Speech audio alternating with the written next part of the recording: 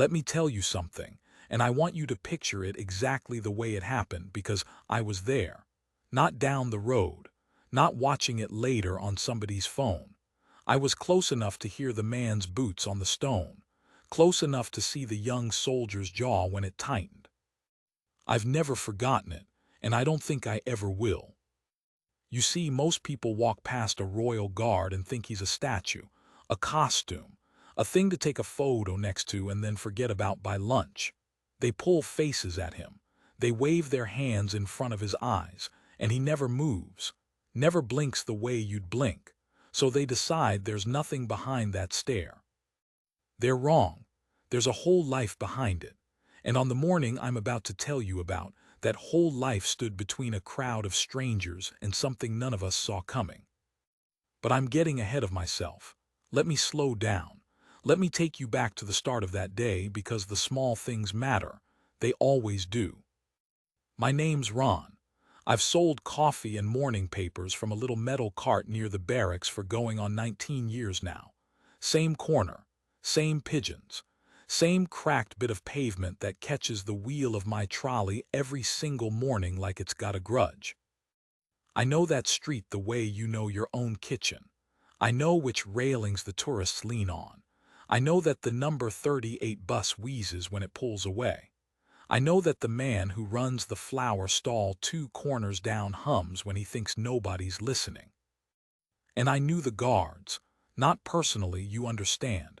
You don't chat with them, but I knew their rhythms, the changing of the watch, the way the sergeant's voice carried on a still day, and I'd got to know one lad in particular, though he never once said a word to me. I'd started to call him the Yorkshire boy in my head. I don't know how I decided he was from Yorkshire. Something about the shape of him. Broad, steady, planted. He stood his post like the ground belonged to him, and he was just being kind, letting the rest of us use it. He'd been on that stretch for weeks, and every so often when the crowd thinned and it was just me and my cart and the pigeons, I'd catch the smallest thing. A tiny breath he'd let out, a blink he'd been holding. Once a bead of sweat ran down from under his cap in the July heat, right along the side of his face, and he didn't move to wipe it. Couldn't. So it just ran all the way to his chin and dropped. And I thought, that's a person. That's somebody's son standing there in a wool tunic in the sun, and he won't even lift a finger to his own face because he made a promise. I didn't know his name then. I'd learn it later, Reeve, Guardsman Thomas Reeve, Tom. But on that morning he was just the Yorkshire boy, and the sun was already too warm for 9 o'clock, and I was pouring a coffee for a woman from Ohio who wanted to know if the guards were real soldiers or just for show. Real soldiers, I told her, every one of them. She didn't look like she believed me. She would by the end. It was a Thursday.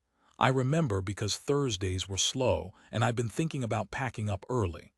The sky had that flat, milky look London gets in high summer, where it can't decide whether to be bright or gray, so it just sits there being both. The air was thick, sticky. The kind of morning where your shirt clings to your back before you've done anything to earn it. The crowd was medium, a school group in matching yellow caps, all being herded by a teacher who'd clearly given up. A honeymoon couple taking the same photo 11 times.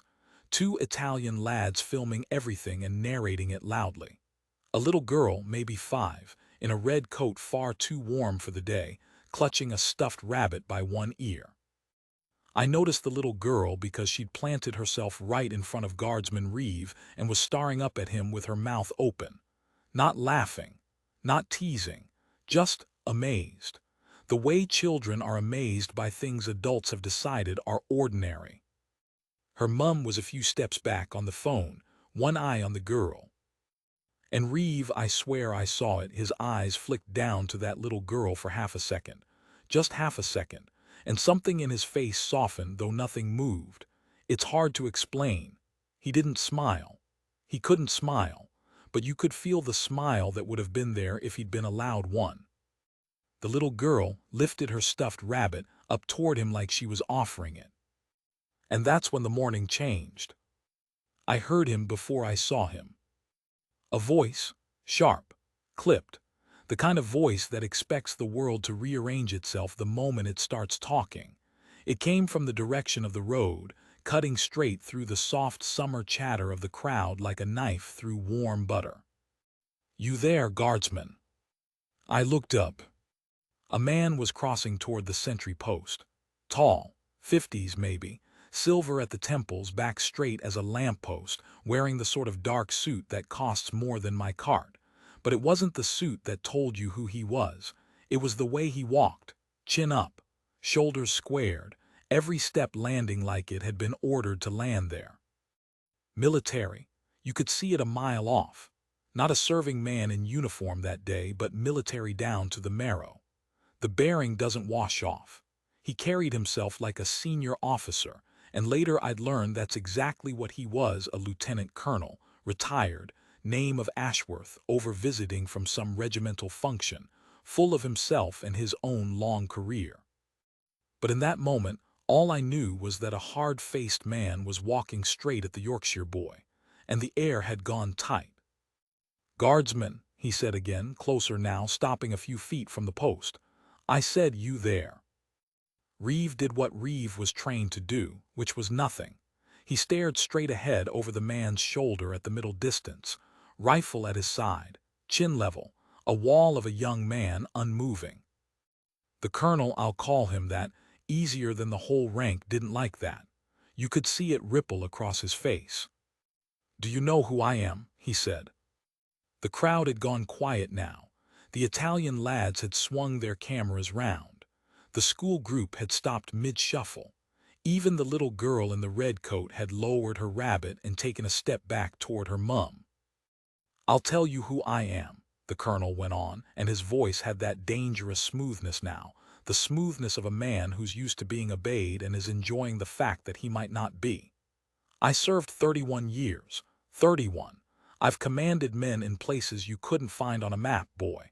And when a senior officer stands before you, you render the appropriate courtesy.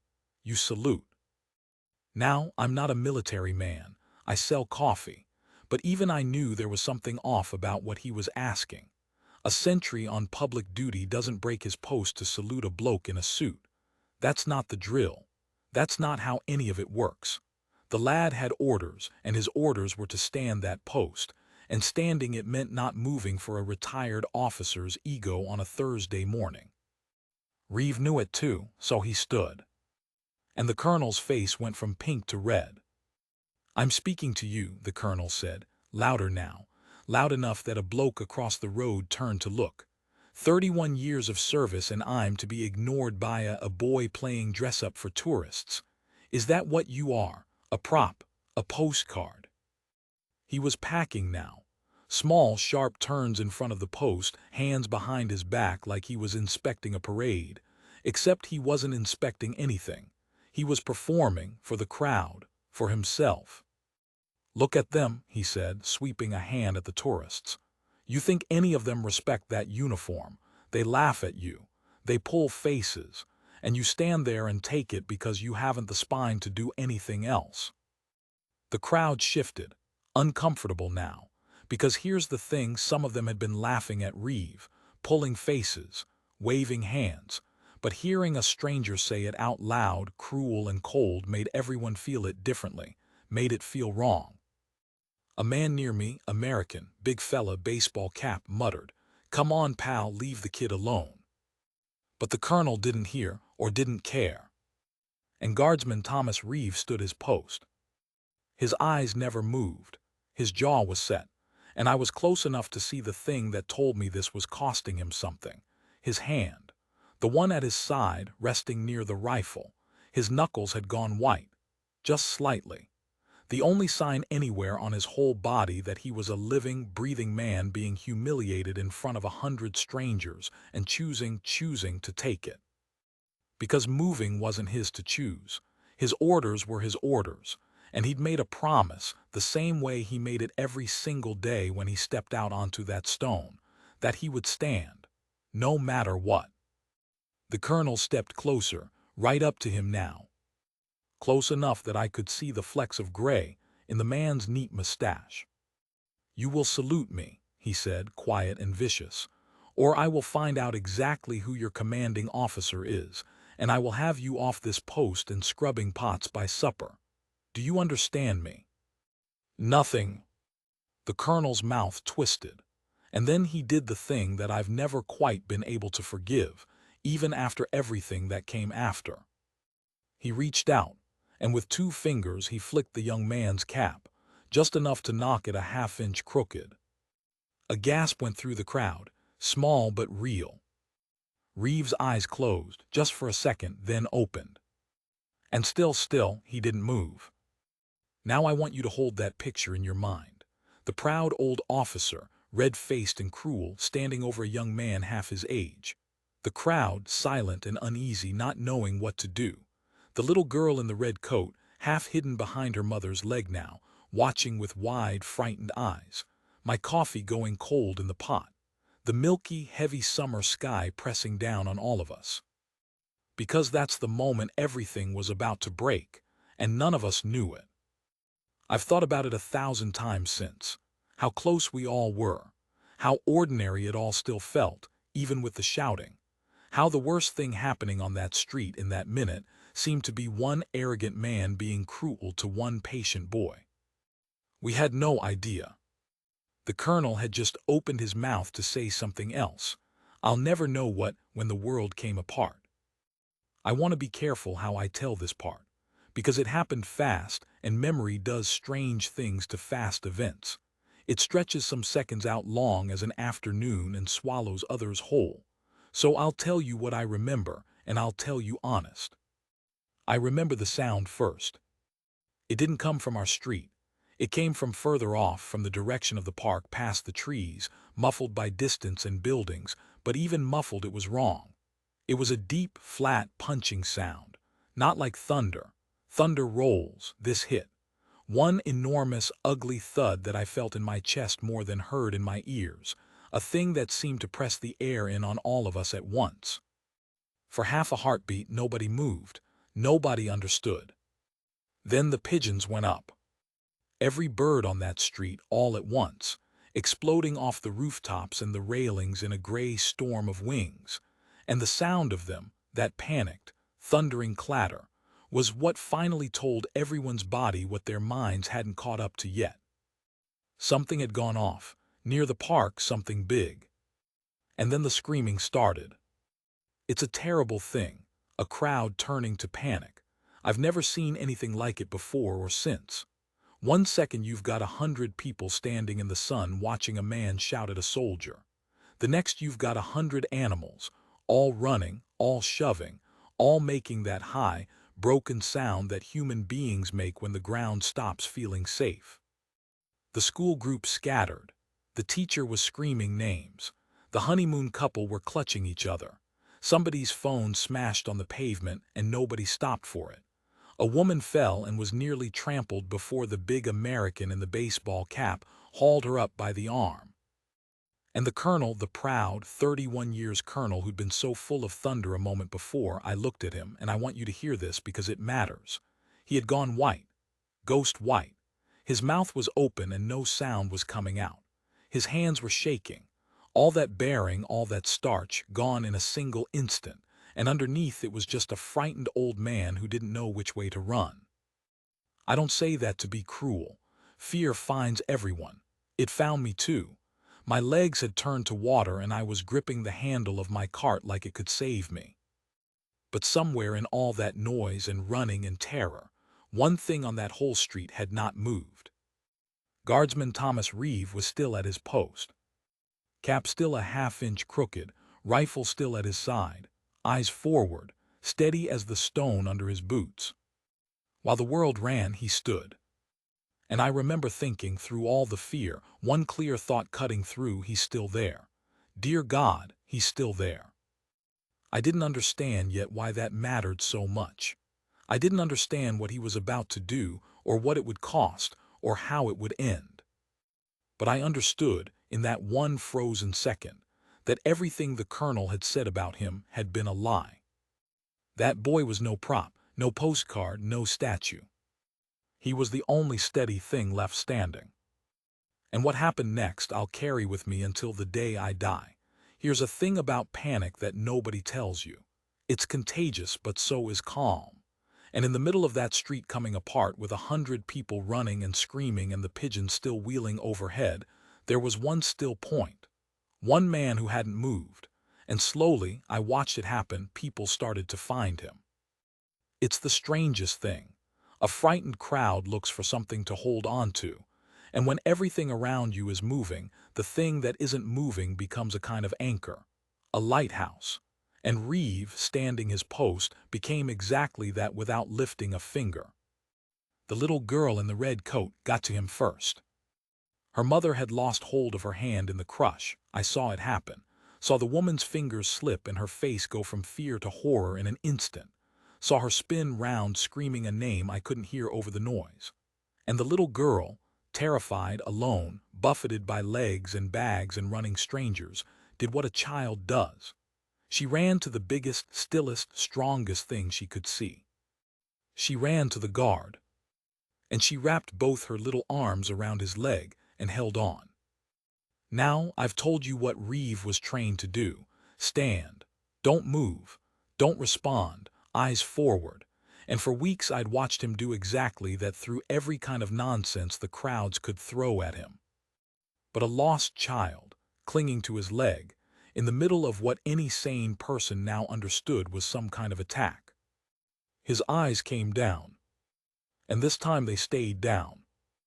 I need you to understand what I saw, because it was quick, and it was quiet, and in all the chaos I might have been the only one close enough to see it clear. Reeve looked down at that child, and his whole face changed. Not dramatically. He wasn't a dramatic man, but the mask, the still, blank, forward-staring mask of the century, it came off. Underneath it was a young man, and the young man was thinking hard and fast. He couldn't leave his post. I understood that even then. Whatever had happened at the park, his orders held. There were reasons for those orders that none of us on the street could see. A sentry who abandons his position in a crisis can turn a bad situation into a catastrophe. He knew that. It was written into him. But he also could not stand there like stone, while a 5-year-old clung to his leg, and her mother drowned in the crowd. So he found the third way, the way that wasn't in any manual. He didn't abandon his post, but he shifted the smallest step, just enough to bring the child fully in against the shelter of the sentry box, out of the crush, into the 1 square yard of that whole street where nobody could knock her down. He put his own body between her and the running crowd. And then, without breaking his stance, without lowering his rifle, in a voice I barely caught, he spoke. "Stay right there, love. You're safe now, don't move." That was all. 6 seconds of a rule bent, not broken. And the little girl went still against his leg and stopped crying. Her mother found her a moment later. She came clawing through the crowd, saw the red coat pressed against the guard's leg, and made a sound I've never heard a person make before, half a scream, half a sob, all relief. She snatched the child up and clutched her so tight the little girl squeaked. And then she looked at Reeve. He'd already gone back to it, eyes forward, face set, as if nothing had happened, as if he hadn't just done the one thing his whole training told him not to do, and done it perfectly, and undone it again before anyone could say he'd broken. The mother didn't have words. She just looked at him, tears streaming, holding her daughter, and she nodded. A deep, shaking nod. A whole conversation in one nod. And then she ran. Good, I thought, get her clear, get the baby clear. But most people weren't clear. Most people were still on that street, and now a new sound had joined the chaos. Sirens, far off but coming, that rising falling wail multiplying, 3 of them, 4 more, all converging on the park from every direction. And under the sirens a different kind of movement had begun in the crowd. Not just panic, direction. Because a second rumor was moving through the running people, mouth to mouth, faster than any truth. Another one. There's another one. There's a second device. It's here. It's on this street. I don't know where it started. Rumors in a panic don't need a source. They breed out of fear itself. But it took hold like fire in dry grass, and suddenly the crowd wasn't just running away from the park. It was running away from everything, from every bag, every bin, every parked car, from each other. 100 people who each now believed the next explosion was going to be the one right beside them. And that's when it got dangerous in a different way. Because a crowd that believes it's about to die doesn't run. It stampedes. I saw a man go down near the railings and not get up for 3 or 4 seconds while feet came down around him. I saw a woman pinned against a shop front, arms up, screaming. I saw the school group's yellow caps scattered across 200 yards of pavement, and the teacher on her knees in the middle of it, hauling children up one by one and losing them again into the crush. It was going to get someone killed, not the bomb, the fear of it, the running. And into the very middle of it, a voice cut through. Loud, flat, trained. A parade ground voice built to carry over noise, over gunfire, over 100 panicking people. Hold your ground. This post is secure. It was Reeve. He'd taken one step forward from the box, one step, no more, and drawn himself up to his full height, and he was bellowing, in a voice I didn't know that quiet young man had in him, a voice that rolled down the whole length of that street and bounced off the buildings. There is no device on this street. Stop running. You will hurt each other. Hold your ground and move calm. I don't know if it was true. I don't know how he could have known there was no device on the street. Maybe he didn't. Maybe it was the boldest, most necessary lie a man ever told. Because the running was the thing killing people right then in that minute, and the running had to stop, and 100 frightened strangers needed one certain voice to tell them it was all right. And there was only one person on that whole street with the bearing and the uniform and the sheer trained steadiness to be that voice. And it worked. I watched it work. I watched the stampede slow. I watched people who'd been climbing over each other suddenly stop and look and see him, that broad young soldier standing tall in his red tunic and black cap, rifle in hand, planted like the street belonged to him, and I watched them decide all at once to believe him. Because you want to believe him. Because if a man that calm is standing his ground, then maybe the ground is safe to stand on. The panic didn't vanish, but it broke. It downshifted from a stampede into something a human crowd could survive. People started moving instead of trampling. The man by the railings got hauled up. The woman came off the shop front. The teacher started getting her yellow caps into a line. And Reeve, having said his piece, stepped back to his post. One step back to the box, back to stillness. But he wasn't a statue anymore. Now everyone on that street knew exactly what he was. And where, you might ask, was the colonel through all of this? I'll tell you, because I was watching him too, in snatches between everything else. He was against the wall of the building behind me, and he had not moved. Not to help. Not to run. He was simply standing there, pressed to the brick, that ghost-white face, staring at the young man he'd been humiliating 5 minutes before, and on his face was an expression I've spent a long time trying to name. It wasn't fear anymore, not exactly. The first shock of the blast had passed. It was something worse for a man like him. It was understanding. He was watching a boy less than half his age do the thing he'd spent 31 years claiming to be the master of. Command, presence, courage under fire. All the things he'd stood on that street and mocked the lad for lacking. You haven't the spine, you're a prop, a postcard, all of it, thrown back in his face by the simple fact of what was happening in front of him. Reeve had the spine. Reeve had it in a way the colonel in that moment plainly did not, and the colonel knew it. You could see him knowing it. It was breaking something in him, right there against the wall. But I didn't have long to watch the colonel, because down the street something else was happening. Something that would turn out to be the whole point of everything. The reason the guard's post mattered. The reason his orders were his orders. A car. It came up the road too fast. Wrong. Everything about it was wrong, and I felt it before I could say why. A dark saloon, moving hard against the direction everyone was fleeing, straight toward the barracks gate, straight toward the post, engine screaming, and the crowd scattering out of its path with fresh screams. Now here's where my knowing that street for 19 years matters. Because I knew that no car, came up that stretch at that speed on a normal day. And I knew what stood between that car and the gate. Reeve saw it too. I watched him see it. And I watched every trace of the young man vanish and the soldier come all the way forward. He didn't run. Running was never in him. He moved to the center of the post, squared himself to the road, and brought the rifle up across his body, not aiming, not yet, but ready, in the way that tells a driver at 50 yards that the man ahead of him will not be moving, and that coming further is a decision with consequences. He planted himself between that car and the gate, between that car and the barracks, between that car and every person still on that street behind him. One young man, one rifle, one post. And the car kept coming. I couldn't breathe. Nobody could.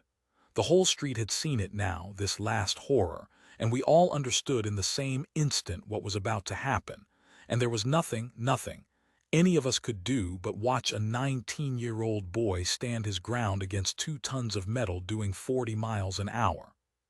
He didn't flinch. God help me, he didn't flinch. He stood exactly as still as he'd stood when the colonel flicked his cap, exactly as still as he'd stood in the July sun with the sweat running down his face. The same stillness, as if it had all been practice for this, as if every boring, patient, mock-tat hour of standing that post had been building, without any of us knowing, toward this one moment when standing still would be the bravest thing a man could do. And what happened in the next 4 seconds is the thing I most need you to hear. The car was maybe 30 yards out when the driver's door, and the whole shape of the thing told the truth. I'd been reading it wrong. We all had. Fear does that. We'd seen a car coming fast at a barracks on the worst morning of our lives, and our minds had filled in the rest, the way minds do. But Reeve, steady, forward, rifle ready, Reeve was reading it right, because reading it right was his job, and he'd trained for exactly the thing the rest of us could only panic about. The car wasn't an attack. The car was a man losing his mind with fear. I could see the driver now. Young, frantic, both hands white on the wheel, mouth open, eyes wild. A man who'd heard the blast, panicked, floored it in blind terror, and was now hurtling up the one street he shouldn't be on because his brain had switched clean off. He wasn't aiming at anything. He was fleeing everything, and in his fleeing he'd become as dangerous as any bomb. 2 tons of metal with a terrified fool at the wheel bearing down on a crowd. And here's the thing that separates a trained man from the rest of us. I'd have shot. If I'd had a rifle in that car coming at me, God forgive me, I think I'd have fired out of pure terror, and I'd have been wrong, and a frightened innocent man would have died on that street. Reeve didn't fire. In the space of about 2 seconds, with a car doing 40 coming straight at him, he read the driver, understood it wasn't an attack, and made a different choice. He kept the rifle up, because the rifle up is what makes a panicking man's foot find the brake. But he didn't fire. And he didn't jump clear either, because jumping clear meant the car went through the gate and into God knows what behind it. He held and he raised one flat hand. Stop. And the driver, some animal part of the driver's fear-drowned brain finally seeing a man who would not move, stamped the brake. The car screamed. Tires locked, rubber tearing, the back end sliding out sideways in a long gray shriek of smoke. It slewed. It came round. And it stopped with the front bumper, I swear to you on everything I hold dear, no more than an arm's length from Guardsman Thomas Reeve's knees. An arm's length. He hadn't moved his feet. The whole street was silent. Even the sirens seemed to hush for a second, though I know they didn't. The smoke from the tires drifted up around him. The driver was slumped over the wheel now, shaking, sobbing, hands over his face. And Reeve stood there, rifle still up, an arm's length from death, and the first thing he did, was lower the weapon, step to the driver's door, and check the man was all right. That's what got me. That's the detail I've never been able to tell without my voice going. The man had nearly killed him, And Reeves' first move, once the danger passed, was to make sure that man was okay. Then the soldiers came. His mates, pouring out of the gate now that the immediate thing was over, taking the driver, sealing the road, doing all the things that trained men do. And Reeve, his part done, stepped back. Back to his post. Back to stillness. Cap still, a half-inch crooked from where the colonel had flicked it. He never did straighten it, not the whole time I watched. I think he'd forgotten it was even there. The park, we learned later, was the worst of it, and it was bad, but it was smaller than the panic had made it, the way these things sometimes are. Nobody on our street was seriously hurt. The stampede that Reeves' voice had broken up would have hurt far more of us than it did. The man who'd gone down at the railings had a broken wrist and a story he'd tell for the rest of his life. The little girl in the red coat went home with her mother.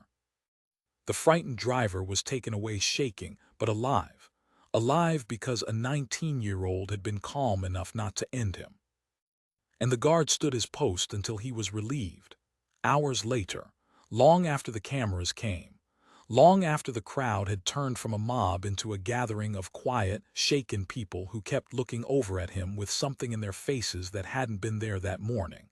Not amusement, not the urge to pull a face or wave a hand. Respect plain and deep. He didn't acknowledge any of it, eyes forward, chin level, rifle at his side, as if he hadn't done a thing worth mentioning, as if standing between 100 strangers and the worst morning of their lives was simply Thursday. And the colonel. I hadn't forgotten the colonel. I don't think anyone who'd seen the start of it had forgotten the colonel. He was still there when the worst had passed, still by the wall. He'd got some of his color back, but he wasn't the same man who'd strutted across that street demanding a salute. Something had gone out of him, or maybe something had come into him. I've never been sure which. I watched him push off the wall. I watched him walk slowly, not the parade ground march of before, just an old man walking across the stone toward the sentry post. The crowd watched too. I think a few people braced for more cruelty, God knows why, as if the man hadn't been humbled to his bones. He stopped in front of Reeve. Same spot he'd stood in that morning. Same young soldier in front of him, eyes forward, unmoving. And the colonel, this proud, hard, 31 years of service man who'd stood on that exact stone a few hours before and called this boy a prop, a postcard, a coward with no spine. The colonel drew himself up. And he saluted Reeve. A full salute, crisp, correct, every inch of 31 years of soldiering in it held. I've never seen anything like it. A senior officer, retired or not, saluting a private guardsman on his post. It doesn't happen, it's backwards. It's the world turned upside down. But that's exactly what it was. The world that morning had shown the colonel which way up it actually went. And to his credit, and I'll give him this, because a man who can do this has something decent left in him, he had the grace to see it, and the courage to answer it, in the only language a soldier really has. He held the salute a long moment. His hand was shaking, just slightly. The same slight shake I'd seen in the young man's white knuckles that morning. Funny that. And Guardsman Thomas Reeve, who had not been allowed to move all morning for anyone, not for the crowd, not for the little girl except those 6 stolen seconds, not for the car that nearly killed him, Reeve at last moved. He turned his head. He looked the old man in the eye, and he gave the smallest nod, just a nod, but it was enough. It said everything. I see you. It's all right. We're square. The colonel dropped the salute, and he walked away, an older and a quieter man than the one who'd come. He never got his salute in the way he demanded it. He got something worth 100 of it instead. He got the truth, and the truth cost him more and taught him more than any courtesy ever could have. I packed up my cart that afternoon with hands that wouldn't quite stop trembling. I've sold coffee on that corner for 19 years, and I've never once thought of moving on. But that day, I understood why I stay. Because you never know what you'll see. You never know which ordinary Thursday is going to show you what people really are underneath. I looked at Reeve one last time before I left. He was back to being the Yorkshire boy. Broad, steady, planted, cap still a half-inch crooked, staring out over the heads of a new, smaller crowd who had no idea at all what that quiet young man had done that morning. And I thought about all the times I'd heard people say it. They're just for show. They're just statues. There's nothing behind the stare. I know better now.